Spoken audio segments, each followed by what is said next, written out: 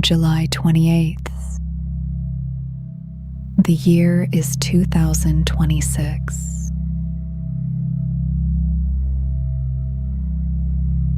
The world is still. Here is what happened.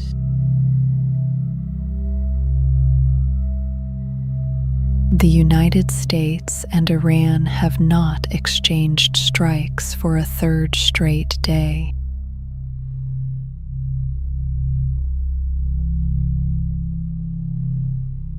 The President of the United States said negotiations are underway and called the chances of an outcome good.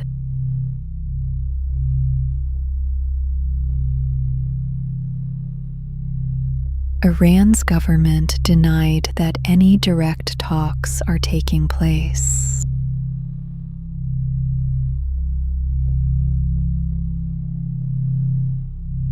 The president said he paused strikes on Friday at the request of countries mediating between the two sides, and warned the U.S. would resume them if the talks failed.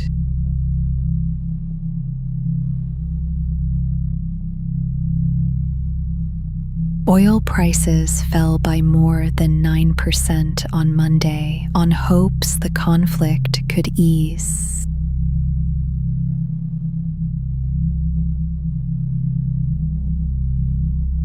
The current pause follows nearly 2 weeks of daily strikes and counter-strikes, which unraveled a ceasefire reached in June.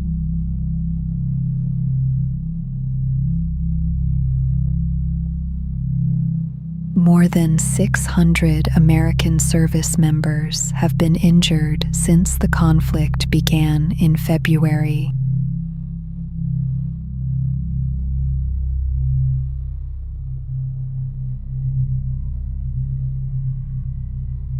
The Pentagon changed how it reports American casualties from the conflict with Iran.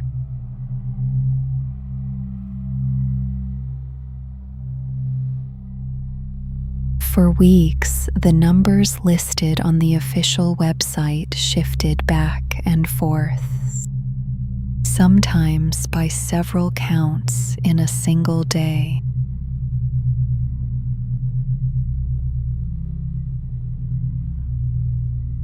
The department has now moved casualty figures out of the Iran war category and relabeled them as overseas operations.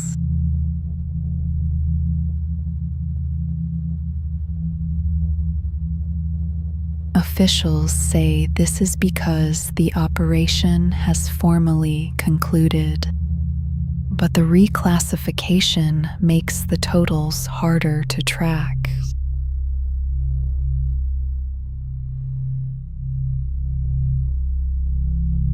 More than 600 troops are reported wounded so far, with at least 200 injured this month alone.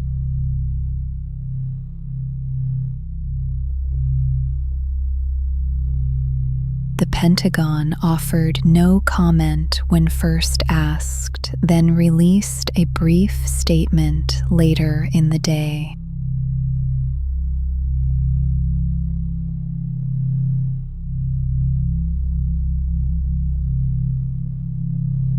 "60 Palestinians detained by Israel were returned to Gaza on Monday.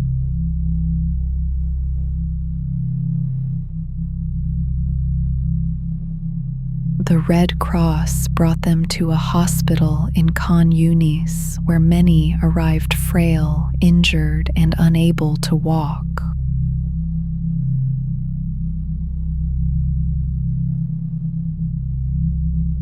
Israel said the men were released after interrogations determined they were no longer considered security suspects.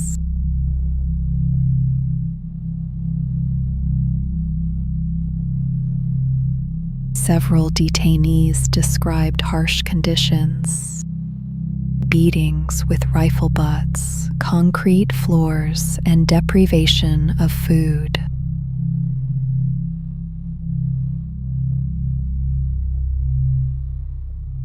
One man said he was held for nearly 2 years and only learned of his release when Red Cross staff arrived to transfer him.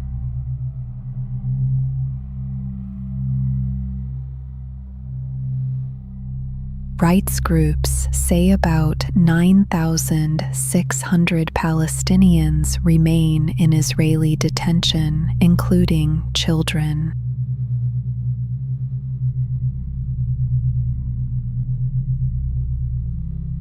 The Red Cross says it has not been able to access Palestinians held in Israeli facilities since October 2023.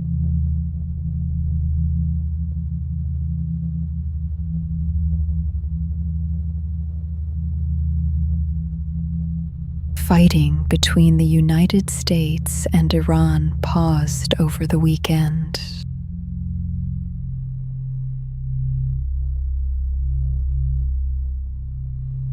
The pause came partly from diplomatic pressure and partly from shrinking supplies of air defense interceptors.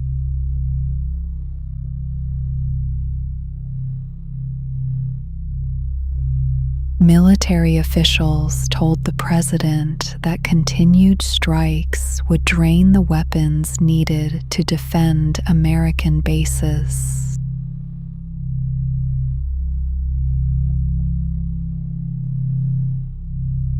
Gulf allies also warned against escalation, fearing attacks on Arab cities and infrastructure the United States could not stop.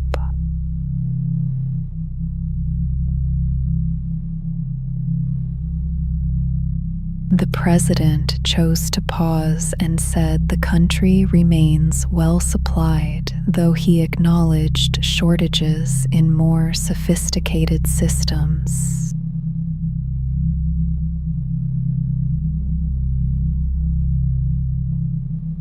Meanwhile, Houthi forces struck 2 major Saudi oil facilities this weekend, on opposite coasts nearly 900 miles apart.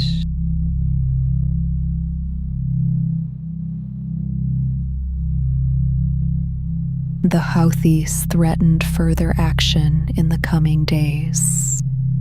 The Saudi Houthi ceasefire, already fragile after 4 years, is now at risk.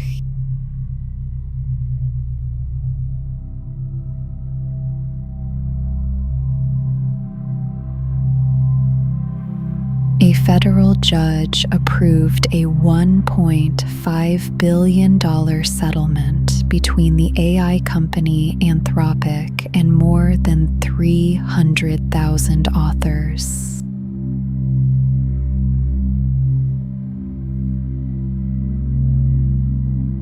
The case centered on Anthropic training its AI models on millions of copyrighted books without the author's consent or payment.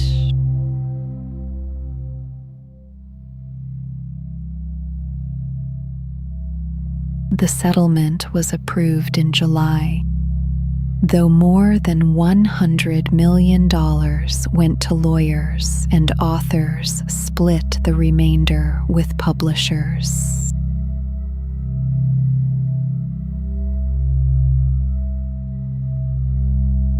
Some authors said the payout was modest and that the years of litigation cost them more than they gained.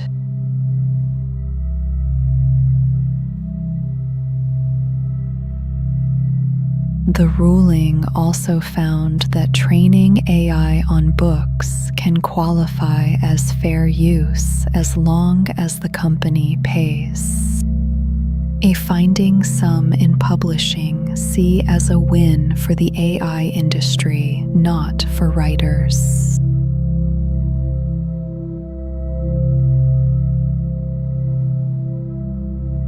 A similar case against another major technology company last year reached the same conclusion.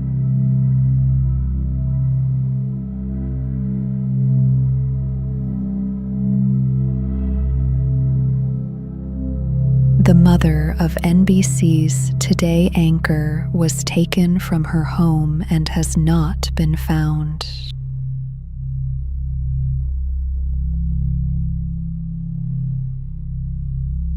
The anchor made a second video plea asking those responsible to make contact.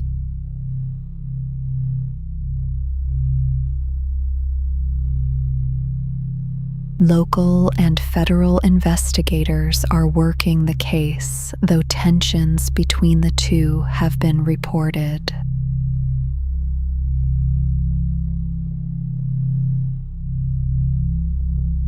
No arrests have been made. The investigation is continuing.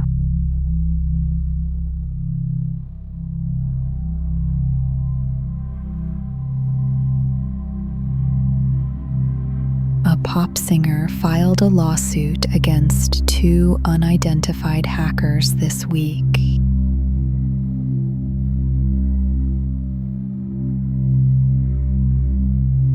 She accused them of breaking into collaborators' computers and selling unreleased music and footage on the dark web.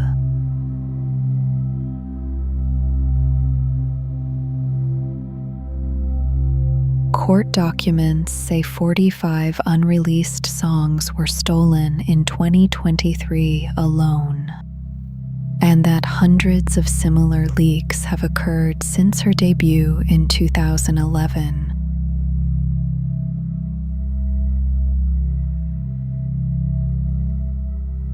The suit describes a pattern of targeted intrusions, including a hacked producer's device and a fake email account used to obtain unreleased photos.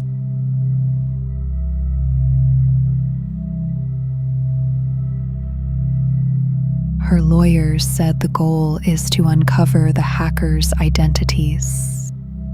No defendants have been named yet.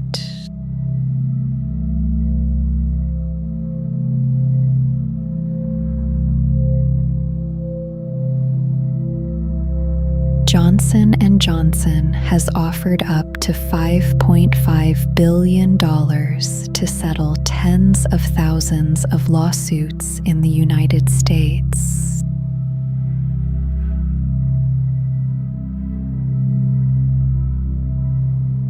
The suits claim the company's talc-based baby powder caused ovarian cancer. About 76,000 cases in total.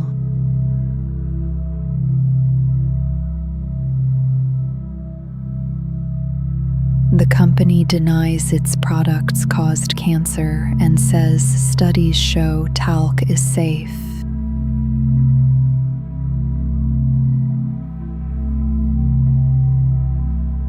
The settlement requires acceptance by firms representing 95% of claimants before it can be finalized.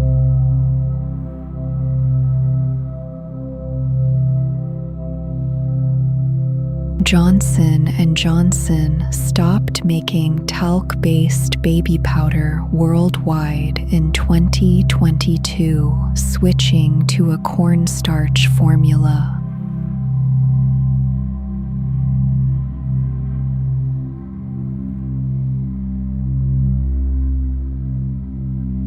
Immigration and Customs Enforcement extended the lease on a detention facility in El Paso, Texas.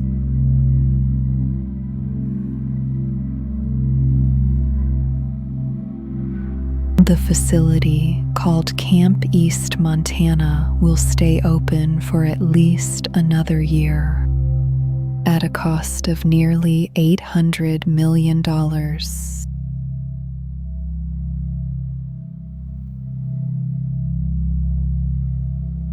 3 people have died there since it opened in August of last year.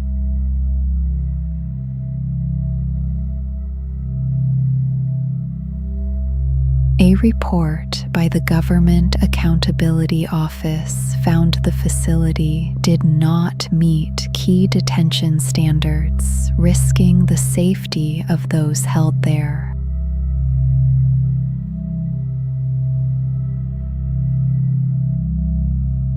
A separate report by Human Rights Watch and the American Civil Liberties Union described guard assaults, medical neglect, and overcrowding.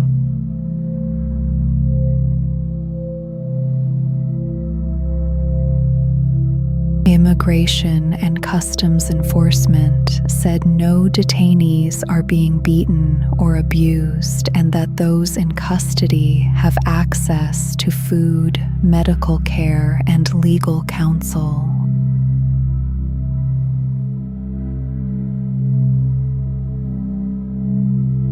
Democratic lawmakers and advocacy groups have called for the facility to close. The administration has said it will remain open.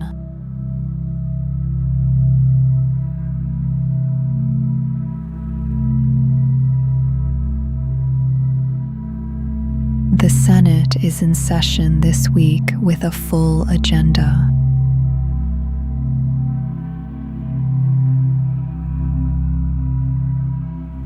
Lawmakers held a procedural vote on the president's pick to lead the nation's top intelligence office, the Director of National Intelligence.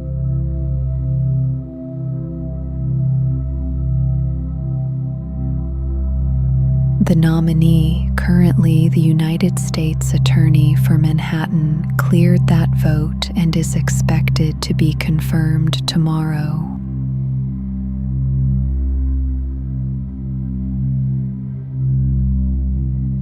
The position has been held by an acting director who, according to sources, laid off more than 200 staff in recent weeks.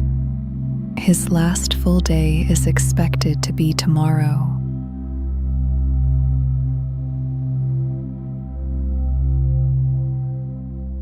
Separately, the president publicly criticized the Senate's Republican leader this week, and the senator pushed back. A relatively unusual exchange.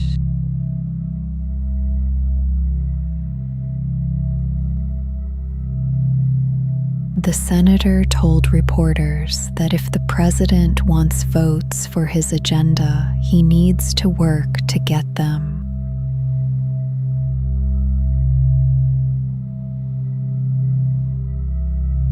The two appear to have settled for now. The president said on Air Force One that the relationship is fine.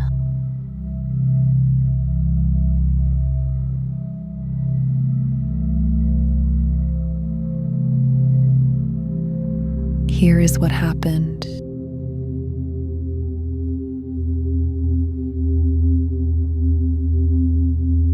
The world is still.